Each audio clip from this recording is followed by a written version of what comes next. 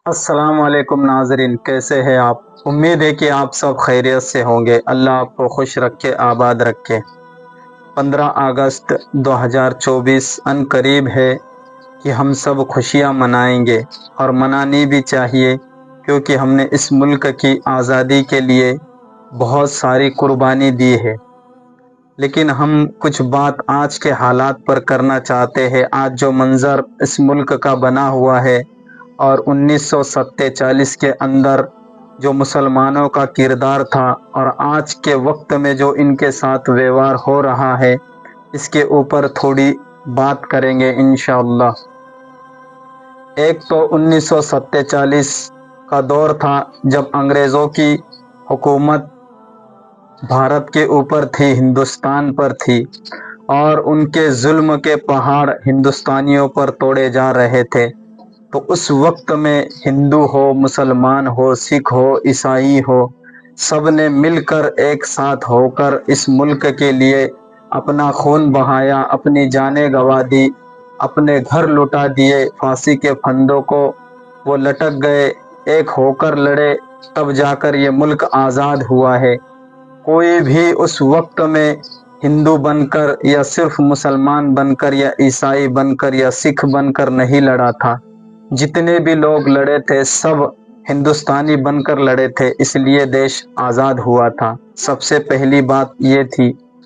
Number دو، مسلمانوں کا اس آزادی میں کیا حصہ تھا، کیا رول تھا؟ سب سے پہلے جنگ چھیڑنے والے ہی مسلمان تھے، جو علماء حضرات تھے، اور کئی زیادہ قربانی علماء نے اس آزادی میں دی ہے۔ سب سے پہلے کالا پانی کی سزا جو ہوئی تھی، وہ بھی علماء کو ہی ہوئی تھی، اور اس کے اندر تقریباً 5000 علماء کالا پانی کی سزا کاٹ رہے تھے۔ اور اتہاس کے مطابق بتایا جاتا ہے کہ دلی سے لے کر کراچی تک جتنے بھی پیڑ ہے، کوئی پیڑ خالی نہیں تھا جہاں پر کسی عالم کو پھانسی پر نہ لٹکایا گیا ہو۔ یہ صرف اس لیے ہو رہا تھا کہ انہوں نے انگریزوں کی غلامی کو قبول نہیں کیا، اور اپنے دیش بھارت کو آزاد کروانے کے لیے ان کے خلاف جھنڈا اٹھایا تھا۔ اسی لیے ان کی جانوں کی قربانی اور ان کے گھروں کو برباد کیا جا رہا تھا۔ دلی گیٹ پر فریڈم فائٹرز کے نام لکھے ہوئے ہیں، اس کے اندر تقریباً 61,395 نام صرف مسلمانوں کے ہیں۔ کئی ایسے لوگ ہیں جنہوں نے اپنے گھر برباد کر دیے، بچے یتیم کر دیے، بیوی کو بیوہ کر دیا، بوڑھے ماں باپ کی پرواہ نہ کرتے ہوئے انگریزوں کی گولی اپنے سینے پر کھائی ہے۔ ایسے بھی مسلمان اس دور میں گزرے ہیں۔ اور کچھ لوگ ایسے تھے جو انگریزوں کی دلالی کر رہے تھے، ان کو معافی نامہ اس وقت میں بھیج رہے تھے جب ہمارے علماء لال ریشمی رومال تحریک چلا رہے تھے، تو کچھ لوگ ان کی معافی، انگریزوں سے معافی نامہ بھیج رہے تھے، ان سے معافی مانگ رہے تھے۔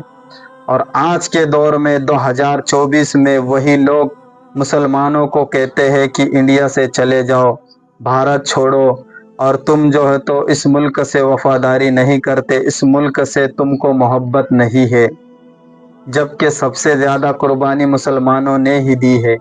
ہر مذہب کے لوگوں نے اس کے اندر قربانی دی ہے، لیکن سب سے زیادہ اگر کسی نے دی تو وہ مسلمان ہے، جو کہ اتہاس بتایا نہیں جاتا، چھپایا جاتا ہے۔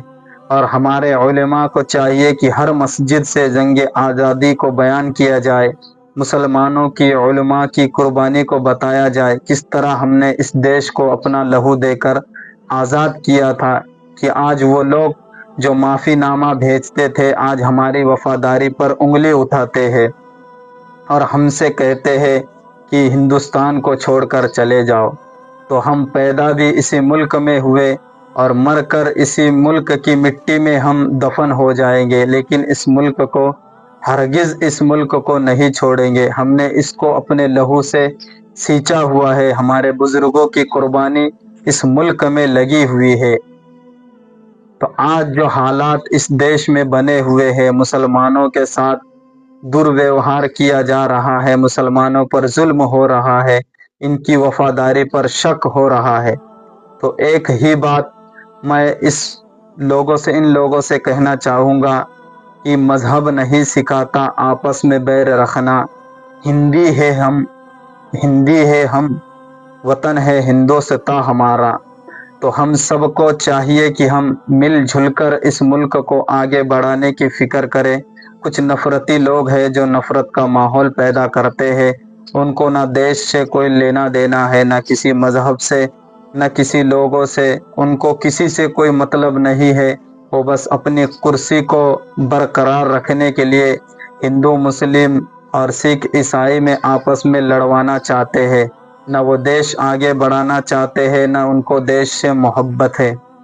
बस हम हिंदू हो चाहे मुसलमान हो, सिख हो, ईसाई हो, जिस तरह एक होकर अंग्रेज़ों को हमने इस मुल्क से भगाया था और इस मुल्क को आज़ाद किया था, उसी तरीके से हम सब एक होकर इस मुल्क के लिए हिंदुस्तानी बनकर मेहनत करें, एक होकर रहे और आपस का झगड़ा ख़त्म करे, किसी राजनीति वालों के बातों में ना आए। चलिए आज के लिए इतना ही। उम्मीद है कि आपको मेरी बात समझ में आई होगी। तो इस वीडियो को ज़्यादा से ज़्यादा लोगों तक शेयर करें। दुआ की दरख्वास्त। अस्सलामु अलैकुम वरहमतुल्लाहि वबरकातुहू।